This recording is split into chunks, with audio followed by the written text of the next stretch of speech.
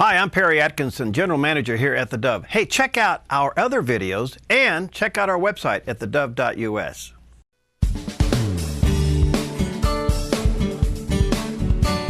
All right, we're back.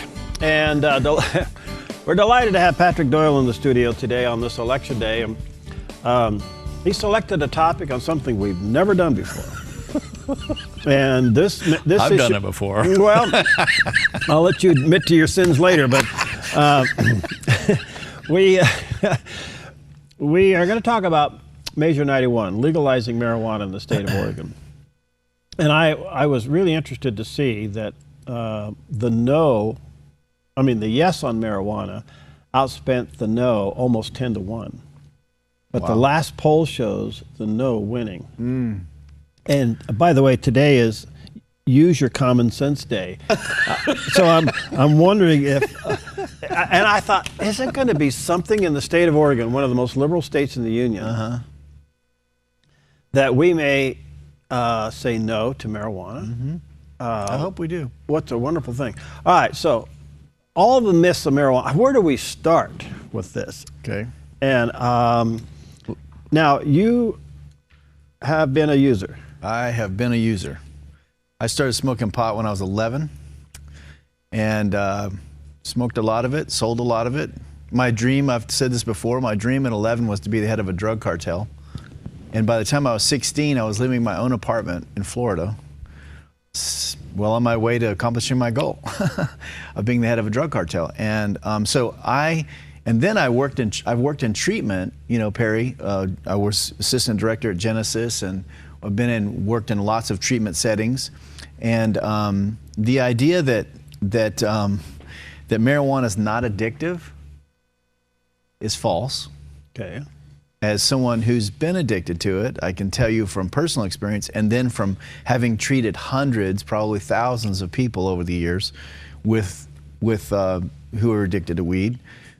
And so I was working in treatment at the time that the whole medical marijuana thing went through, and I was up in Salem fighting that. And if anybody's ever read the OARs for that law, I was reading it in the very beginning and laughing. I'm like, you got to be kidding me! This is a pothead wrote this. This is not about what's best for people. This is not about medicinal purposes. Look, if you have need of medical marijuana, then you shouldn't be smoking it. Based on the fact that there's something called Marinol, which is pill form marijuana, pharmaceutically made. You can take it. So it's a synthetic form of it. Yes. Okay. Right. So this whole idea of medical marijuana, I was just driving down the street. There's a dispensary medical marijuana head shop, was what we used to call them, on West Main, and there's a sign that says lounge for medical marijuana card holders only. Now, I've been to the hospital a bunch of times, used to work there. There's no lounge for you to go take your medicine, where you hang out with other people taking their medicine. So the fact that there's a lounge for you to take your medicine makes me think maybe it's not as medicinal as we want to make it. I find it very interesting, so often is the case with some of these issues. The campaign they say is legalize it, regulate it, tax it. Yeah.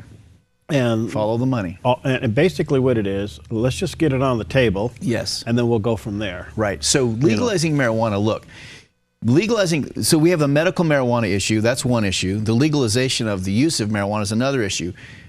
Look, THC, for example, there's been some really good research done lately. There's a chemical in marijuana, in the pot plant called CBD, okay? And there's been some good research done on that in the last, 5-10 years, where CBD is a chemical that really helps with nausea. There's been some pain reduction properties to it, even some effective uses with people that are psychotic, and it gives you no high. Okay, so there's scientists working on straining the plants so that they're high in CBD and low in THC.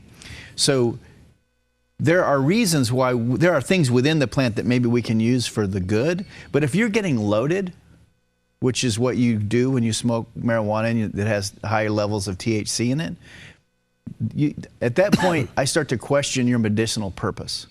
Okay, I would say the same thing to the guy who's taking OxyContin or Vicodin or Percocet for pain, but he's taking twice as much as he should because he's getting high. Right. Okay, that's not medicinal. That's not helpful. So weed is addictive.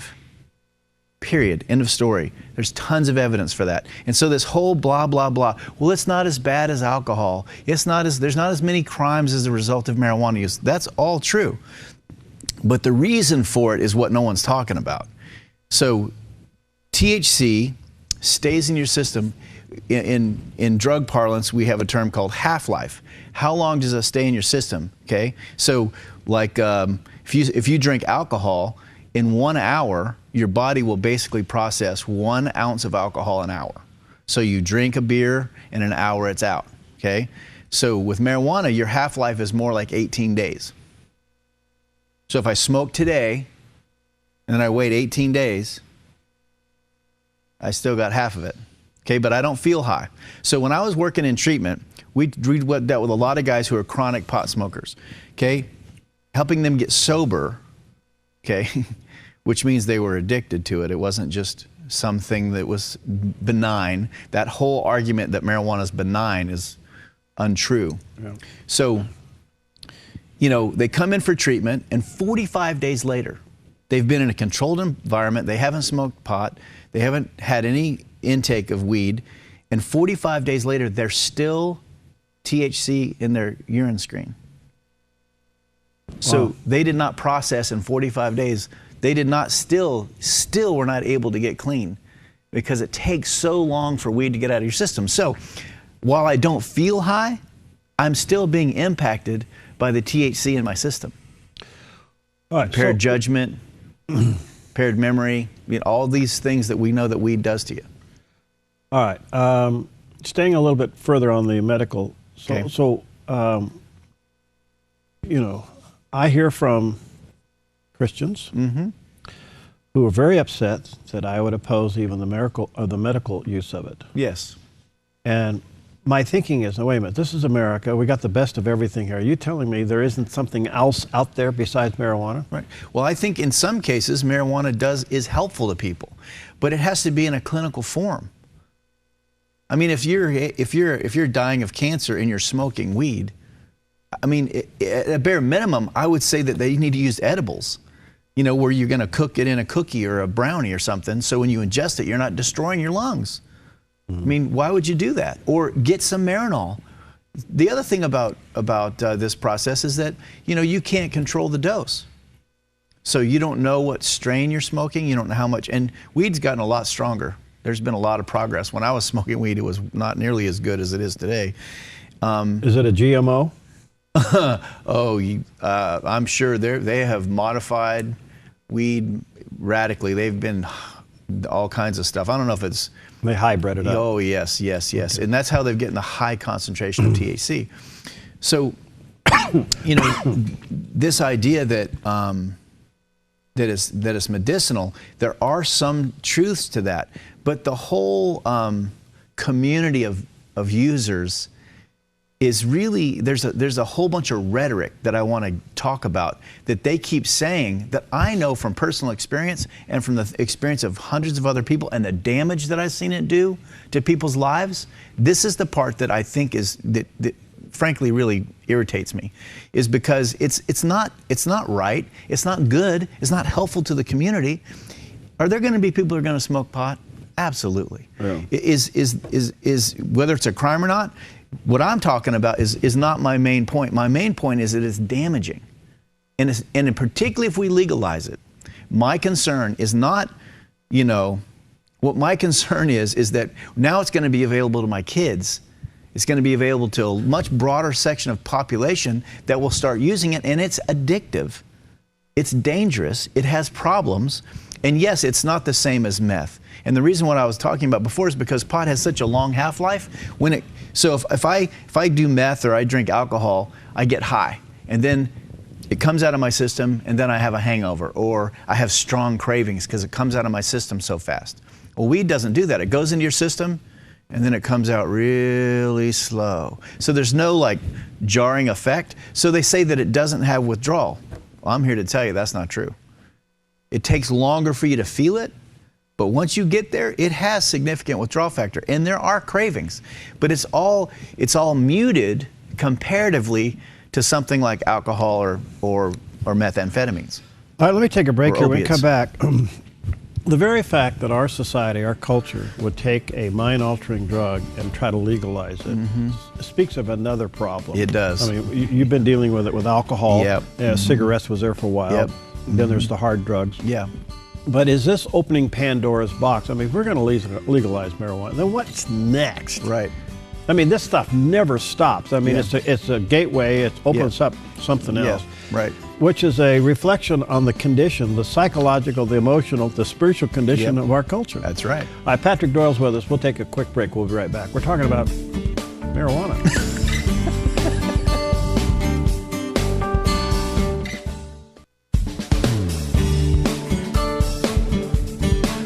All right, we're back with Patrick Doyle. We're talking about the legalization of marijuana. It's on the ballot. It's Measure 91. Yeah. And I'm not telling you who to vote for. Candidate-wise, I have expressed my opinion on a few of the ballot measures, and this one, very strong. I think we need to vote this one down. A big fat no, my opinion only, on Measure 91. Too. But this whole marijuana thing has been promoted to any form of acceptance. Yeah. And that opens the door. Yeah. It looked like Washington and Colorado are colossal failures, even though some liberal media would never say that. But they're not getting a handle on it. Right. So the way they're trying to sell it to us here in Oregon, well, go ahead and legalize it, and then go ahead and regulate it, and go ahead and tax the pants off of it. Right. But it still opens the door. Yeah. Well, so we're gonna. I mean, we've done it with cigarettes. What's cigarettes? I don't know. What is it? $4 a pack now, or some dumb thing? Well, yeah. So for the sake of tax revenue, we're going to destroy people's lives? Yeah, exactly. That sounds like a good idea. Yeah. That's very kind. Yeah. And that's the problem that I have is this is the thing that I wanted to talk about today is that, look, I'm not saying this as some sort of ivory tower, self-righteous, never been there, never done that. I'm talking about weed almost killed me. Okay. So I'm not, it had me by the throat. This wasn't, it's just this benign substance. No. And the truth is, one of the reasons why weed is so popular is it's so effective. I mean, all right, from the time you smoke till you get high, what's that timeline? From the time when you ingest it? Yeah. Pretty much right away. Really? Yeah. Okay. Yeah, and so, there's different, why do people smoke marijuana in a bong? I have no idea. Listen, I'm not a purist, but this is way out of my league. I have no idea. I'm kind of glad you don't know. I don't know. But listen, we used to smoke, back in the day, we used to put ice water in the bong. And the reason why we put ice water in the bong is because we're trying to cool the smoke down so we can hold it in our lungs longer, get more high. Oh, well. Okay, so why? Takes a user to know that. And so if marijuana burns pretty hot, much hotter than cigarettes, contrary to some of the stuff you'll read. But there's been some research done that reveals that. So, if you're pulling hot smoke into your lungs and trying to hold it there, this is why it's common when you after you inhale, because it's so hot. So we try to cool it down. But no one's talking about the damage that does. No. You're destroying yourself. Same thing with the guy who's drinking a pint of vodka a day. He's destroying himself. I don't care what the nuances of destruction are, whether it takes 5 minutes or 5 years. I'm concerned about the destruction of the person. The idea that it's just harmless, I just got to... So what happens to your mind? Is it, if let's say it's passing. Let's hypothetically says it's passing. Yes. And people are buying it. I don't care. They'd be paying $1 gazillion for it. They're going to pay for it and get it. Mm-hmm. I don't think it's going to stop the black market at all. Heck If anything, no. it may rise it up. Heck no. All right, so, but it's legal. And they pull you over and you're hiring a kite. They can't do anything about it. Yes, they can. Because you're still going to get a DUI, driving under the influence. Alcohol is legal. But if you get pulled over for driving on it, you're going to jail. All right, but at what level of ingestion of marijuana before you're considered DUI? Well, that's part of the problem. And the police have guys on the force. I don't know about Medford police, but I know the state police do. They're called drug recognition experts. And they go through some training, and there's some things they can do as a field sobriety test to determine whether or not you're impaired. And I know I've treated people who have gotten DUIs for marijuana because they're so impaired they're not safe to drive. And so, you know, that's the other thing is, well, I drive better when I'm stoned. No, you don't. Yeah. You know, that's your denial talking. And that's the other thing is that what bothers me is I see this whole movement that's based in denial. This whole movement of legalization is based in denial. It's a bunch of people who think weed is okay for whatever reason, and they're trying to perpetrate it on us. Okay, good point. Now, fast forward. You take a pot user, and at what point does it catch up with them? That's a you know.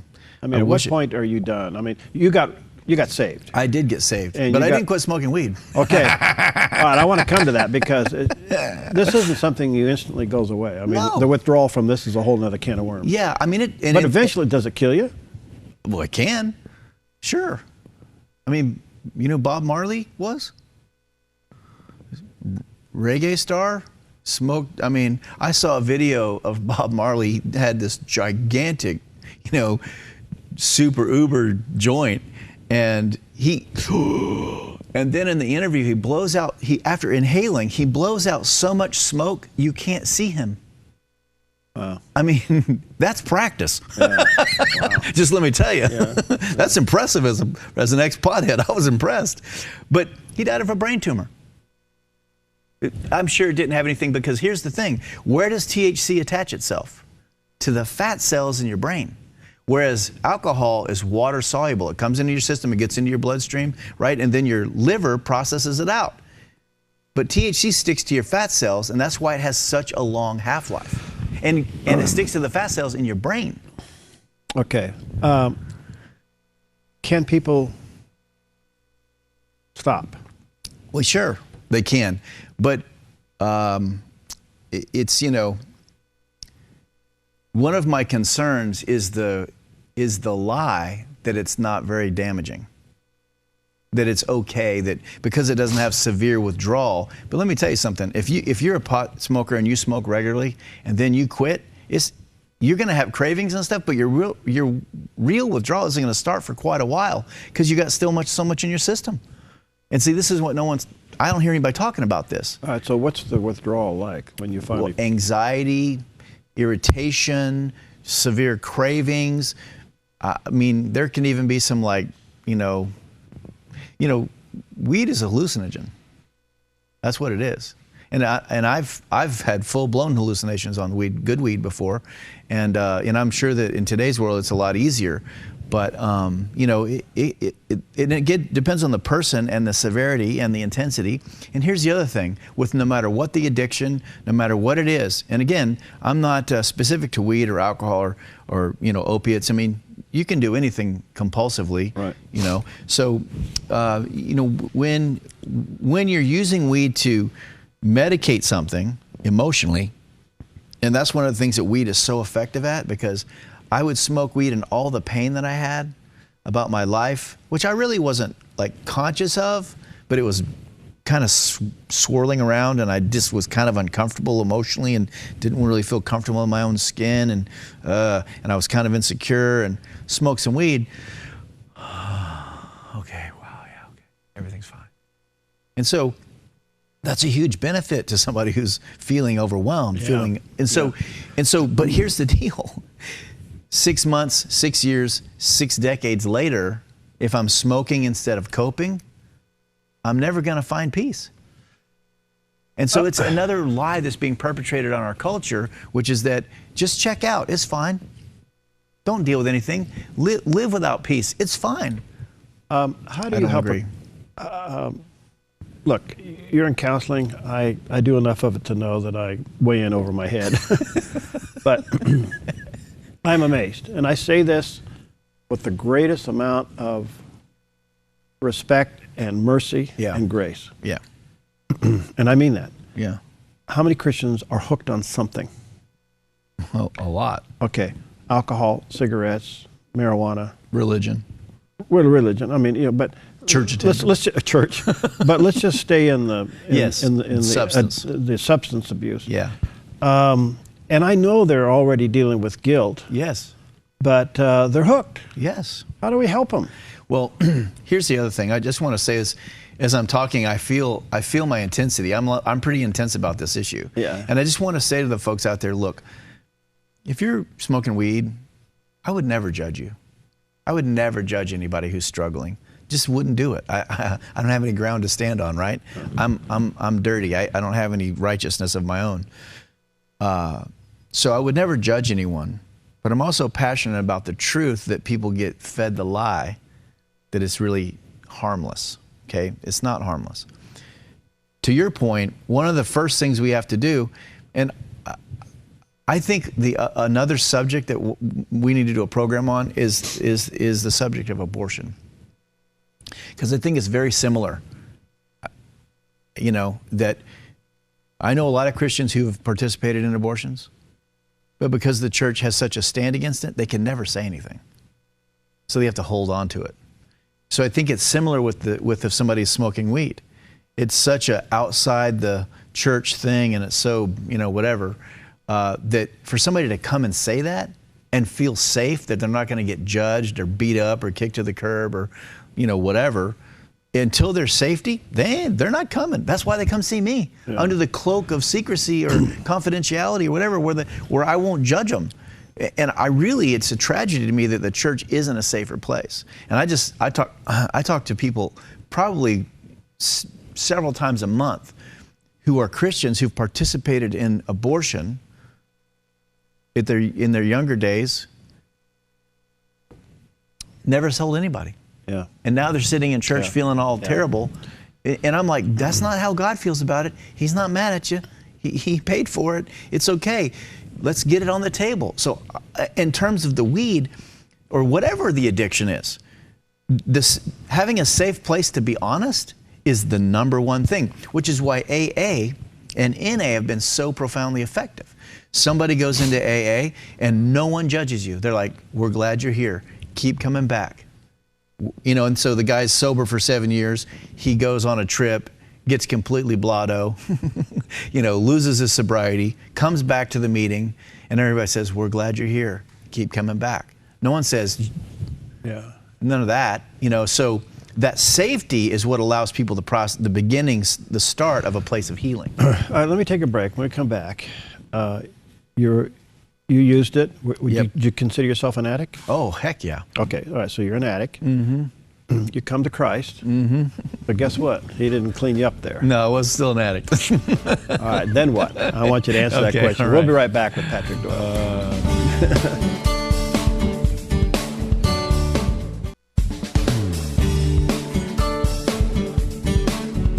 All right, we're back with Patrick Doyle, and we're talking about something we've never talked about before, and that's marijuana and overall substance abuse. But the reason we're talking about marijuana, a couple of reasons. First of all, it's on the ballot, Measure 91, as to whether or not we're going to legalize the recreational use of marijuana in the state of Oregon. It's just mind-boggling.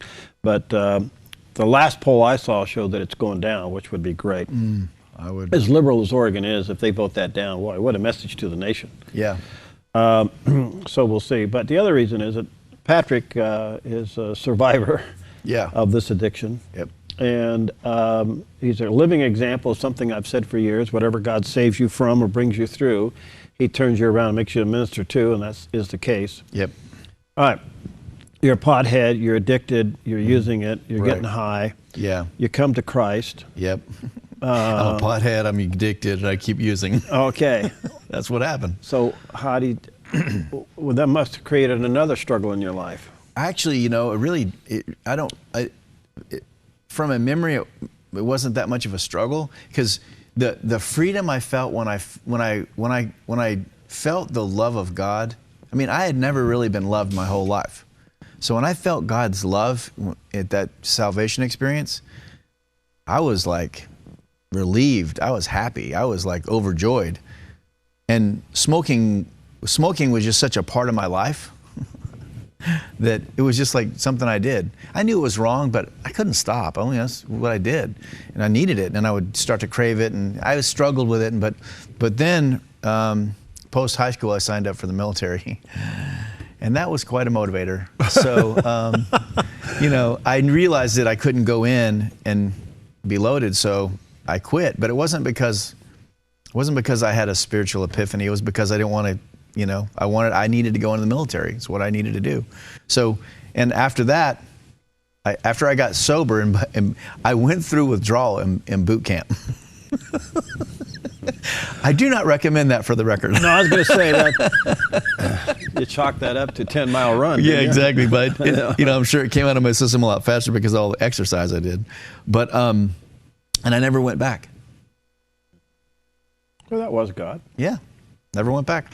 Because in that process, I started to really, again, I say this all the time, but I really believe that, my compulsion to get loaded, my compulsion to distract, was the result of all of the hurt and loss and lack of peace I had in my soul. And I say that the more peace we have, the less need we have for distraction. And this is my concern with the whole legalizing issue, is that it just allows people to stay distracted that much longer and live in less peace, which is terrible. Why would we want that to happen? Mm-hmm. And people say, well, I'd rather be stoned than not. I'm like, well, that's part of the problem. That's what I'm saying, whether it's regardless of the substance. And look, you can do it with food. You can do it with, work. You can do it with isolation, sleep. You can do a lot of things to distract. They're all not healthy. I'd much rather somebody live in peace. Mm-hmm. Reach, right? That's part of what I'm trying to do every day, is help people get to a place of peace, not limp along. How readily is pot available out there? Oh, goodness. In the underground? Easy. Really? Oh, yeah. Oh, yeah. It's easy. And, yeah. I mean, my kids report that roughly 70% of the kids at school smoke. And whether they smoke regularly or just once in a while, it's the majority of kids who are smoking. Really? Yeah. And it's culturally acceptable. And here's the other thing. I guess if I'm in, I might as well just take a bath, right? What I've noticed is the rap culture has really, really made weed acceptable.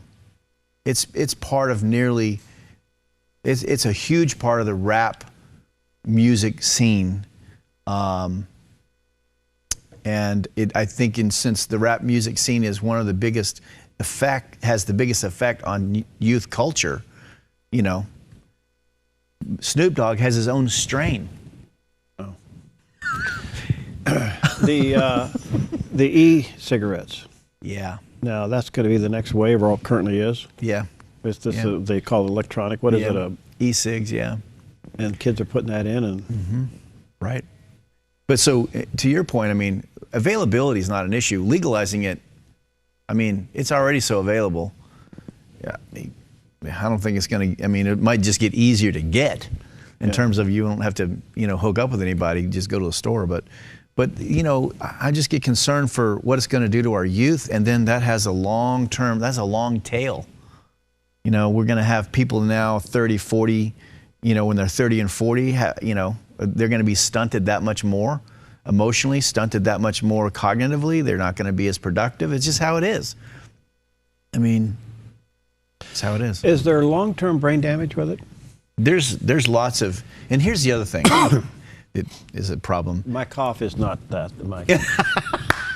I'm struggling with a cold, but go ahead. I want to set that straight. Yeah, you didn't know what I've been hacking all morning, but it's not because of that. You didn't know what a bong was, so I'm pretty sure you're safe. Okay. So, forgot what I was saying. Is it long-term brain damage? Oh, yeah. The problem is that there's not been a lot of really good, high-quality research done on weed in a lot of areas. So, obviously, there's research that shows that yes, there is brain damage that happens. And again, because of the way that marijuana acts on the brain, it has pretty significant effects, and it stays in there for a long time. So, you know, people are impaired even when they're not high, and this is the other thing. Like I said, guys come into treatment with huge levels of THC in their system. They're smoking every day, and at 45 days later, sometimes 60 days later, they're still not sober.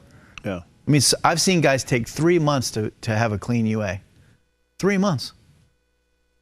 Wow. Without, you know, any other drug, you're done in 3 days. All right. So, what can you say to the person who listened to us today, Christian or non, Right. who's hooked? What do they do? And they know that long term. I mean, they understand everything we're talking about here. Well, here's the deal. So, if you're getting loaded, no matter what the substance, if you're distracting, no matter what you're doing, my thing is there's always something that pushes people, something that they don't want to deal with, something that they feel sad about, something that they're ashamed of, something that they don't want to tell anybody. And those secrets, we say it all the time, secrets keep you sick, and you're only as sick as your secrets. So you got to find a place to start to talk to somebody about what's going on inside of you, which is hard when you're totally distracted or loaded, because that's why you do it, is to numb that down. Okay, so, and the other thing is I would go to somebody who you know you can trust. I would go to some meetings. Go to NA. There's MA, Marijuana Anonymous, specific to marijuana. You can go to Celebrate Recovery. You can go call my office. You call somebody. The first thing you got to do is you got to start talking about this, and you got to start getting some information and help about how, what, and when, all that stuff, so you can start to have a plan to get through this. Because the nature of addiction is I don't have control. Oh yeah. I mean, I would tell people just flat out with passion, look, I'm not addicted. I can do whatever I want. I am choosing to get loaded. I'm choosing to smoke pot. I can choose not to any day. That was my rhetoric. Yeah. But the truth was, if weed was there, I was doing it. Yeah. Every single day. So, and when I was in high school, I would get an ounce of marijuana, and I would get my rolling machine out, and I would roll up the whole ounce into joints. I'd put them in a Ziploc bag, put them in the freezer. And then when I went to school, I'd take a handful out, and I'd stash them in my hair and all over my body where you couldn't see them. And then I'd smoke 4 or 5 joints a day just to get through as a high school student. Well, the person says, yeah, I get this. I'll start tomorrow. Right. Good. Do. But you got to get, you cannot do it alone. Sorry. No. You just can't. You're going to have to involve some other people. You're going to need some support. You're going to need other people to help you. You're going to need places to go. And, you know, sometimes in my early recovery, I was so strung out that, you know, I would just need to go hang out with somebody because my cravings were so high. I would just be like, just don't let me leave. Yeah. Okay, I'm kind of spinning out right now, and I really want to go and just do it. Yeah. And so you got to just help me by keeping me here. And you need that, but you can't do that if you don't have anybody, and you're going to need somebody. I only have about a minute or so left. Okay. What are the signs of somebody that's hooked? Only have a minute. Yeah. Well, you have all the normal signs of addiction, which is that there's not a lot of honesty. They don't ever give you full information. It's always, there's always a story with everything. With weed, you can tell by their eyes. We used to call it being Chinese-eyed, because your eyes are bloodshot, and you can tell a difference in how their thought process is. Is it slowed down? Are they laughing a lot? Are they, cleaning out the cupboard of snacks? There's lots of things you can do, but you can get educated on that real easily on the web. But more than anything, you got to be a safe place. Right. Well, Patrick, thank you for your vulnerability and your transparency. Sure. Veritas Counseling. Yes, 622-6018. 622-6018. That's area code 541-622-6018. And he is a safe place. He and his office is a safe place. That's a good place to start. Yep. And, absolutely. And I hope pastors and churches realize we got to create that environment. Yep. That people can feel safe dealing with these things, because at the end of the day, what God wants for everybody is peace. That's right. Absolutely. All right, thanks, buddy. You bet. All right, we'll see you next time on Focus Today.